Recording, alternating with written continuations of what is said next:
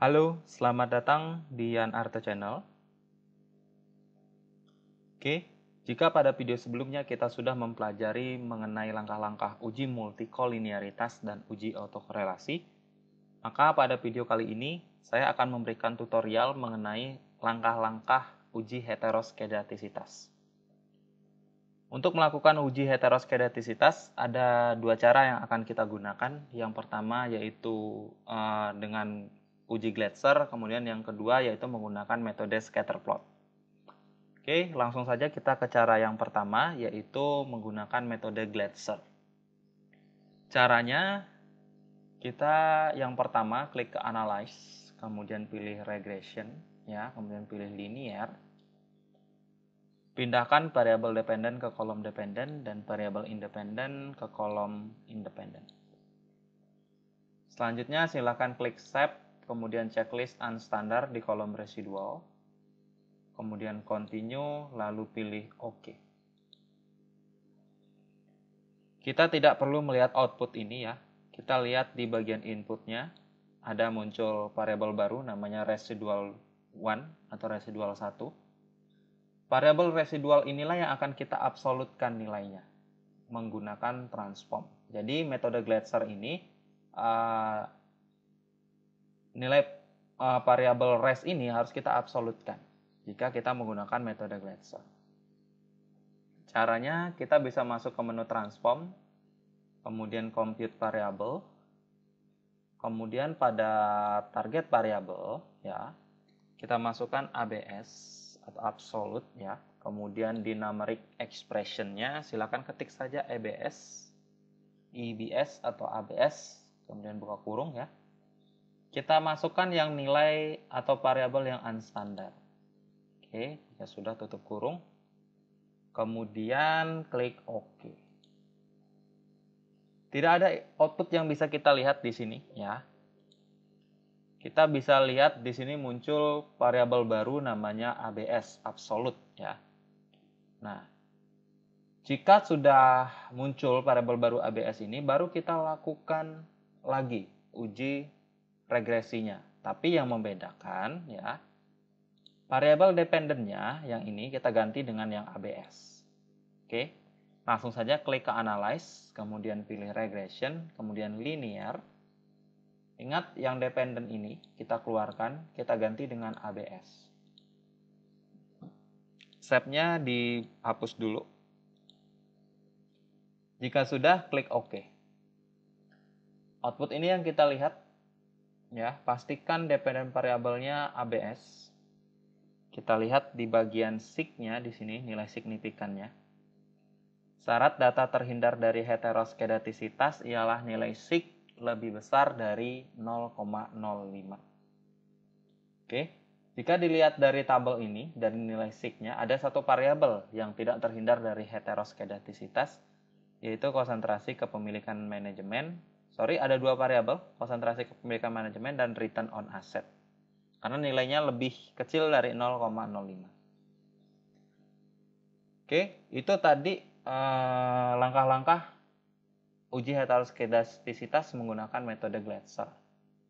Sekarang langkah-langkah melakukan uji heteroskedastisitas menggunakan Glatzer.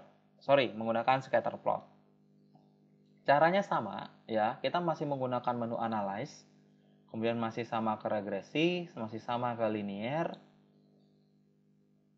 Ya, yang membedakan ABS-nya kita keluarkan, kemudian kita masukkan yang pengungkapan aset atau yang dependennya lagi.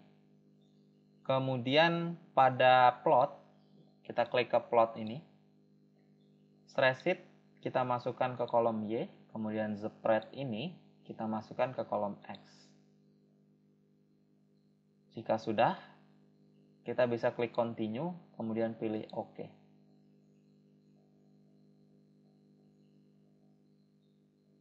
Ini adalah hasil untuk uji heteroskedastisitas menggunakan scatter plot ya. Data dikatakan terhindar dari heteroskedastisitas jika sebaran data menyebar seperti ini. Artinya tersebar, tidak berkumpul menjadi satu, tidak berkumpul membentuk pola khusus. Jadi dia ini tersebar. Ya. Jika dilihat dari chart scatter plot ini, maka dapat disimpulkan bahwa data telah terhindar dari heteroskedastisitas karena persebaran datanya merata ya. Oke, sekian video kali ini. Jangan lupa like dan subscribe. Terima kasih, sampai jumpa di video berikutnya. Dan bye-bye. Halo, selamat datang di Yan Arte Channel. Pada video kali ini, saya akan memberikan tutorial mengenai uji multikolinearitas. Uji multikolinearitas digunakan untuk mengetahui apakah terdapat korelasi atau hubungan yang kuat antar sesama variabel independen. Cara melakukan uji multikolinearitas ialah menggunakan model regresi. Syaratnya sendiri, jika nilai FIP lebih kecil dari 10, maka tidak terjadi multikolinearitas. Sebaliknya, jika nilai FIP lebih besar dari 10, maka terjadi multikolinearitas. Baik, saya akan memberikan tutorialnya langsung, cara melakukan uji multikolinearitas. Langkah pertama ialah klik Analyze, kemudian pilih regresi, kemudian pilih linear. Pindahkan variabel dependen ke kolom dependen, kemudian variabel independen ke kolom independen. Kemudian, jika sudah, klik ke statistik. Pada model fit, silakan checklist collinearity. Jika sudah, klik continue, kemudian pilih OK. Ini adalah output dari uji multikolinearitas menggunakan uji regresi yang kita lihat pada tabel koefisien pada kolom collinearity statistik. Jika nilai FIP ini lebih besar dari 10, maka terjadi multicol. Jika lebih kecil, tidak terjadi multicol. Ini kita membacanya 1,023, bukan 1023, tapi 1,023. Jadi bisa dilihat di sini, keseluruhan variabel independen itu nilai FIP-nya lebih kecil dari 10. Maka dikatakan tidak terjadi multikolinearitas. Oke, sekian video tutorial mengenai uji multikolinearitas. Jangan lupa klik like dan subscribe-nya. Kita lanjut di video berikutnya, yaitu uji autokorelasi. Terima kasih dan sampai jumpa.